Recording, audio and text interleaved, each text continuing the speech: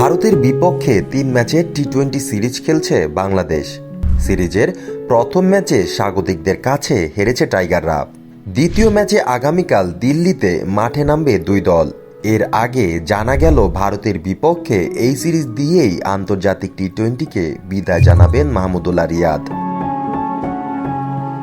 ভারতের বিপক্ষে সিরিজের দ্বিতীয় ম্যাচে আগামীকাল ৯ অক্টোবর দিল্লির অরুণ জেটলি স্টেডিয়ামে মাঠে নামবে বাংলাদেশ। গণমাধ্যমে প্রকাশিত প্রতিবেদনে থেকে জানা গেছে, ভারতের বিপক্ষে সিরিজের তৃতীয় টি-20তেই হতে চলেছে বাংলাদেশের জার্সিতে এ ফরম্যাটে মাহমুদুল্লাহর শেষ ম্যাচ।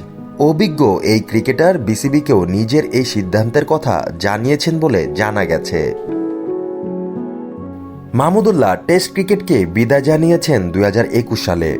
বাংলাদেশের হয়ে এখনো পর্যন্ত তিনি টি-20 খেলেছেন ১৩৯টি, ১১৭.৭৪ স্ট্রাইক রেটে করেছেন ২৩৯৫ রান। ২০১৮ থেকে ২০২২ সালের মধ্যে সংক্ষিপ্ত ফরম্যাটে ৪৩ বারের টাইগারদের অধিনায়কত্ব করেছেন তিনি।